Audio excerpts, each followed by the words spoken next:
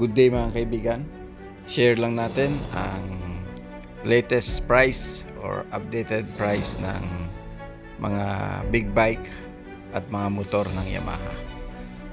Bali, maraming salamat pala sa Revson dito sa may Mandaluyong at binigyan tayo ng pagkakataon na ma-feature o ma-video ang mga display nilang motor dito sa showroom nila. Ayan, napakaganda ng showroom po nila, napakaaliwalas at halos lahat ng models ng Yamaha big bikes at scooters ay nandito sa Revson. Okay, so umpisahan natin sa mga napaka-porma at napakagandang big bikes nila. Ito yung top of the line nila na Yamaha YZF R1M. Ang presyo niya ngayon ay 1,739,000 pesos mga kaibigan. Bali, may increase na naman siya ngayong 2025. Sunod naman itong R7. Ang presyo niya ngayon ay 598,000 pesos. So, walang increase itong YZF R7 nila na napaka-porma. At itong R15M na napakaganda ng design at porma niya, parang R1M pag tignan mo sa malayuan. Parang yung top of the line ang colorway niya. So, R1M, nagkakahalaga ito ng 204,000 pesos. So, R1M.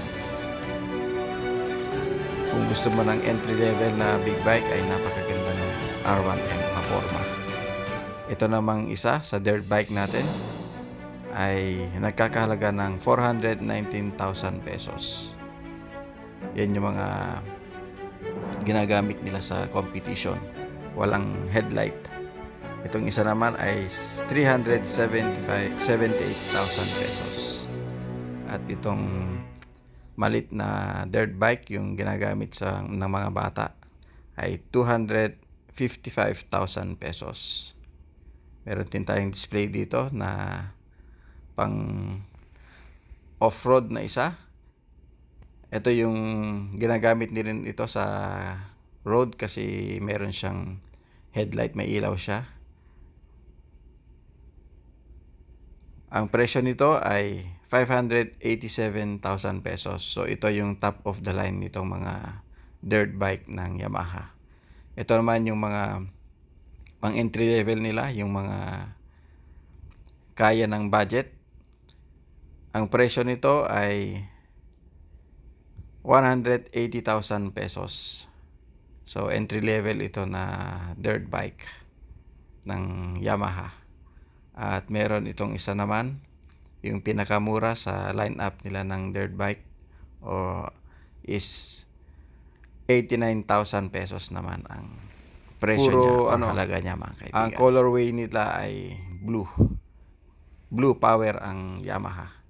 Itong isa naman dito, ito yung bagong modelo ng MT-09. Ito yung MT-09 SP. Ang colorway niya ay parang sa R1M. Ang presyo nito mga kaibigan ay nagkakahalaga ng halos 800,000 pesos, 799,000 pesos. Itong MT-03 naman mga kaibigan, MT-03 ay nagkakahalaga ng 286,000 pesos.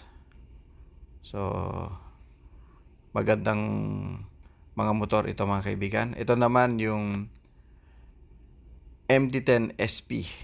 Kumbaga, parang R1M ito. Magkaiba lang sila ng design, pati yung fairings. Pero yung makina at mga features ay parehong-pareho. Halos pareho.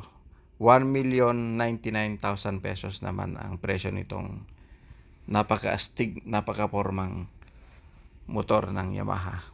Itong susunod naman mga kaibigan ay yung MT-07. Color black sila na mayroong blue lang na design. Ang price niya is 499,000 pesos mga kaibigan.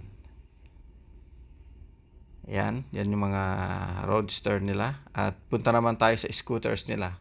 Itong napakasikat na NMAX. Ito yung 2025 model nila. 175,900 pesos. Yan yung bagong modelo ng NMAX. Kulay black na mayroong design na gold.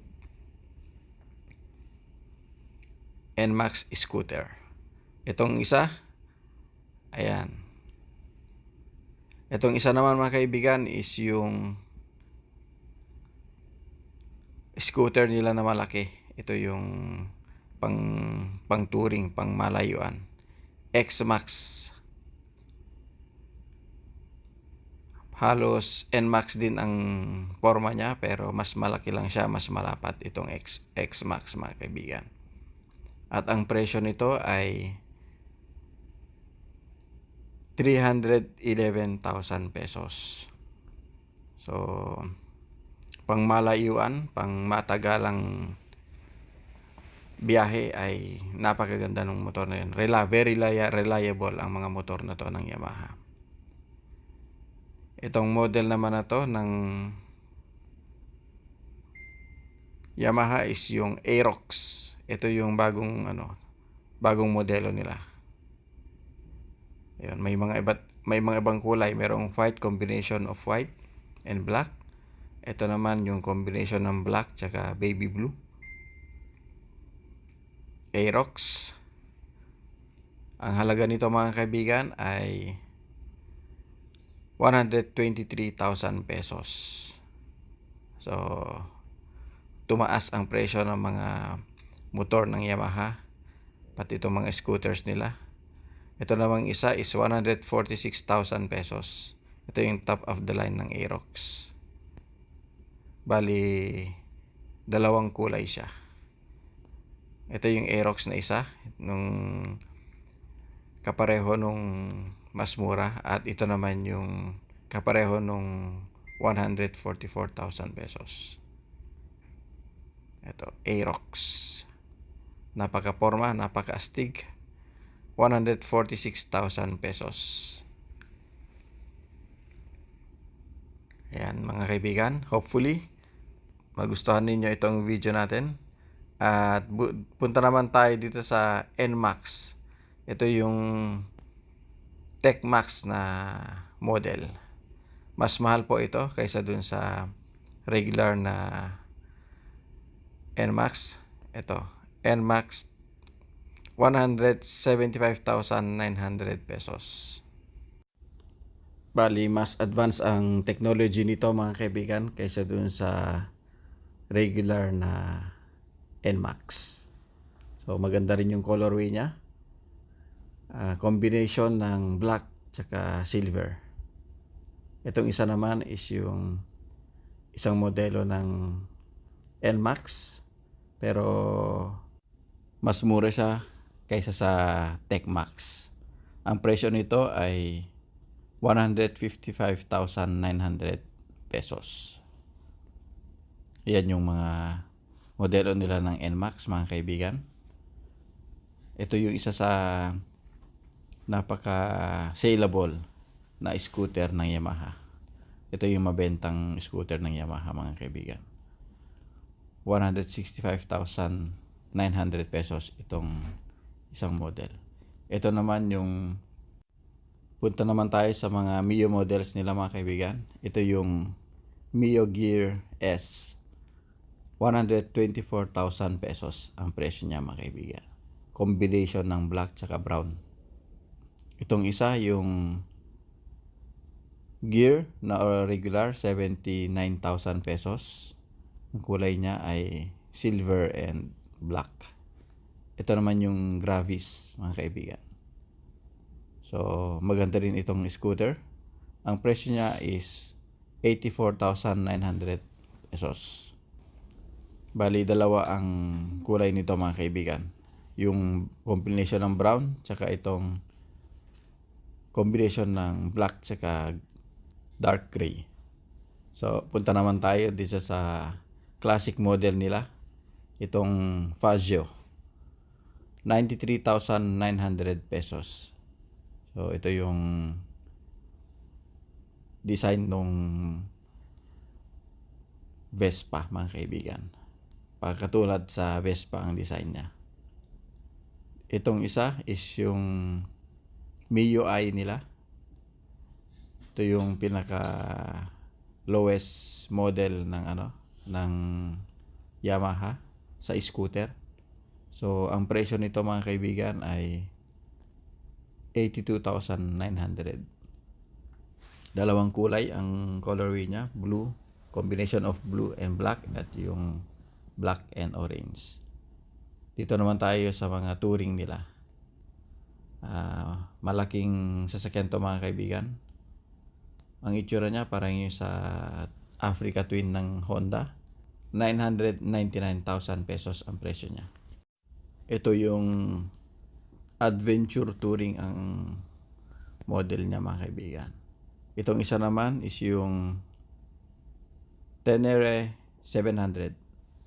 So, mas mababa ang displacement nito kaysa dun sa isa, pero almost pareho lang ng design. Ang presyo niya is 699,000 pesos. So,